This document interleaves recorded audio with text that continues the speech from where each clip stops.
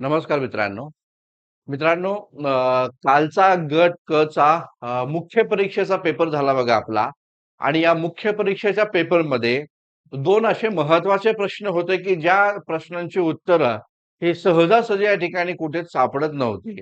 त्यातला एक महत्वाचा प्रश्न असा होता, तो म्हणजे या ठिकाणी भाषिक प्रांत रचनेवर नेहरूंनी जे काही मत व्यक्त केलं, त्या संदर्भातला हा एक प्रश्न जो विद्यार्थ्यांना बराचसा या ठिकाणी कठीण गेल्याचं आपल्याला या ठिकाणी पाहायला भेटतं. तर आपण तो प्रश्न पाहूया आणि त्या प्रश्नाचं योग्य उत्तर नेमकं काय आहे ते पण या ठिकाणी मी तुम्हाला आजच्या या दिवशी या ठिकाणी सांगतो. लक्षात घ्या, अजूनही आयोगाची आन्सर की आलेली नाहीये. तरी देखील या ठिकाणी जो प्रश्न दिलेला आहे तर त्या प्रश्नाचं योग्य उत्तर हे आपल्याला आयोगाच्या आन्सर की येण्याच्या आधीच या ठिकाणी माहिती असणं हे या ठिकाणी गरजेचं आहे. म्हणून आजचं हे सेशन इथे या ठिकाणी करत आहे. तर तो प्रश्न आधी आपण पाहूया आणि त्या प्रश्नाचं योग्य उत्तर काय आहे आणि त्याचा संदर्भ नेमका काय आहे, तो संदर्भ पण आपण इथे या ठिकाणी पाहून घेऊया. आता लक्षात घ्या, इथं आपल्याला पाहायला भेटतो हा प्रश्न आहे बघा.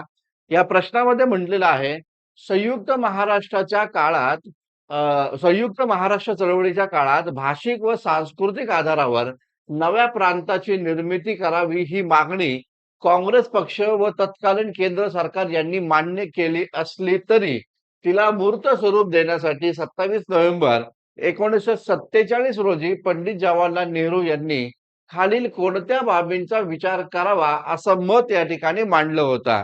या पद्धतीचा हा प्रश्न या ठिकाणी आहे आणि इथं खाली पर्याय दिलेले आहेत. त्यामध्ये भारताची सुरक्षा व स्थैर्याला अग्रक्रम, त्याचबरोबर भाषेच्या आधारावर प्रांताची निर्मिती करणं राष्ट्रहिताच्या दृष्टीनं इष्ट नाही. प्रांत रचना करताना भाषा हा निर्णायक व मुख्य आधार समजता कामा नये आणि एक किंवा एकाहून अधिक सीमा आयोग नेमावे लागतील. तर या पद्धतीचा हा प्रश्न या ठिकाणी आहे. बऱ्याचशा एज्युकेटरनी आणि मी देखील या पहिल्याच या ठिकाणी आपल्या लेक्चर्स व्हिडिओमध्ये पर्याय क्रमांक 1 हे उत्तर या ठिकाणी दिलेलं होतं. मात्र लक्षात असू द्या, या प्रश्नाचं राईट आन्सर हे पर्याय क्रमांक 1 नाहीये, हे इथे या ठिकाणी लक्षात घ्या. आता याचं राईट आन्सर नेमकं काय आहे?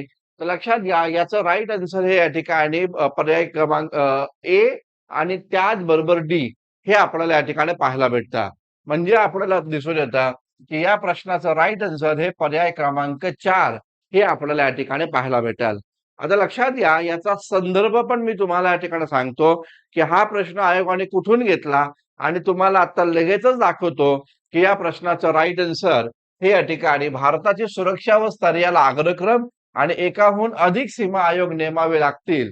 याचा संदर्भ काय आहे तो पण मी तुम्हाला इथे या ठिकाणी लगेच सांगतो बघा. आता लक्षात घ्या, हे आपलं यदी फडके जे आहे तर त्या यदी फडके यांच्या पुस्तकाचा हा फोटो या ठिकाणी दिलेला आहे. यामध्ये आपण पाहिलं तर खंड क्रमांक या ठिकाणी 5 आणि त्याचबरोबर पेज क्रमांक या ठिकाणी 126 लक्षात घ्या. पेज क्रमांक 226 ला आपल्याला हा प्रश्न या ठिकाणी पाहायला भेटतो. याचं उत्तर या ठिकाणी पाहायला भेटतं. यदी फडक्यांचं पुस्तक आहे, खंड क्रमांक 5 आहे आणि त्याचा पेज क्रमांक जर आपण पाहिला तर तो 226 आहे, हे लक्षात असू द्या.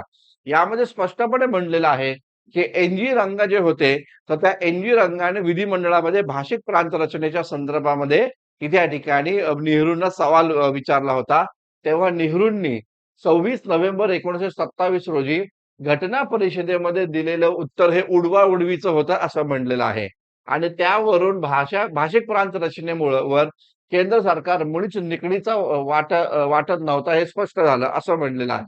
आता बघा, या संदर्भामध्ये इथं पाहायला भेटतं नेहरूंनी काय प्रतिक्रिया दिलेली आहे ते नीट समजून घ्या.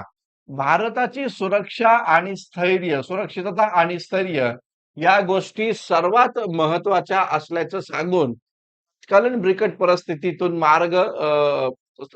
परिस्थितीत भाषावार प्रांत रचनेचा प्रश्न हाताळला गेला तर आपली बहुतेक शक्ती त्यात खर्ची पडेल असं नेहरूंचं म्हणणं होतं असं म्हणलेलं आहे. आता इथं बघा पुढे काय म्हणलेलं आहे. प्रांताच्या सीमा निश्चित करण्यासाठी एक आयोग नेमून प्रांताच्या सीमा निश्चित करण्यासाठी एक आयोग नेमून भागणार नाही तर एकापेक्षा अधिक आयोग नेमावे लागतील. तर हा दुसरा महत्वाचा या ठिकाणी घटक इथे या ठिकाणी दिलेला आहे. तर हे नेहरूंचं मत काय होतं तर भाषिक प्रांतरचनेच्या संदर्भातील त्यामध्ये भारताची सुरक्षता आणि स्थैर्य या गोष्टी महत्वाच्या आहेत असं नेहरूंचं म्हणणं होतं. आणि जर का भाषेच्या आधारावर प्रांत रचना करायची असेल तर आपल्याला या ठिकाणी आपल्याला केवळ एक आयोग नेमून भागणार नाही, तर या ठिकाणी एकापेक्षा अधिक आयोग या ठिकाणी आपल्याला नेमावे लागतील असं नेहरूंचं मत होतं, हे लक्षात असू द्या. आणि त्यामुळं या प्रश्नाचं राईट आन्सर जर आपण पाहिलं तर ए आणि त्याचबरोबर डी, ए आणि डी, अ आणि ड हे या प्रश्नाचं राईट आन्सर हे आपल्याला पाहायला भेटतं. म्हणजे या प्रश्नाचं राईट आन्सर हे पर्याय क्रमांक हे 4 आहे, हे लक्षात असू द्या. अ आणि ड हे या ठिकाणी 4 आहे, हे लक्षात घ्या. यदी फडक्यांच्या पुस्तकातील खंड क्रमांक 5 मध्ये 226 पेजवर हा या प्रकारचा रेफरन्स आपल्याला इथे या ठिकाणी मिळतो. तर ठीक आहे मित्रांनो, आता फक्त एवढंच मला तुम्हाला सांगायचं होतं. या प्रश्नाचं राईट आन्सर हे या ठिकाणी आहे. लक्षात घ्या, आयोग कंबाईनच्या पूर्व परीक्षेला जे प्रश्न विचारतो त्यातले बहुतांश प्रश्न हे कथा स्वातंत्र्याच्या पुस्तकातले असतात. आणि मेन्स मध्ये आयोग या ठिकाणी कंबाईनच्या मेन्स मध्ये जे प्रश्न विचारतो त्यातले बरेचसे प्रश्न तुम्हाला या ठिकाणी यदी फडक्यांच्या पुस्तकामधनं या ठिकाणी पाहायला मिळतात.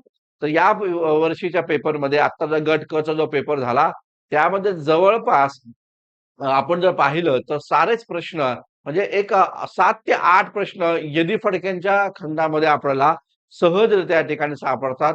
हे मुद्दा इथे या ठिकाणी लक्षात असू द्या. ठीक आहे. तर थांबूया मित्रांनो आता आपण. तर जी दुरुस्ती या ठिकाणी मी सांगितलेली आहे ती दुरुस्ती तुम्ही या ठिकाणी इथं लगेच इथे या ठिकाणी करून घ्या. भाषिक प्रांत रचनेच्या प्रश्नावर पर्याय क्रमांक 4 अ आणि ड हेच उत्तर आयोग इथे या ठिकाणी देईल. ठीक आहे मित्रांनो, थांबूया आपण इथं. धन्यवाद. Thank you very much.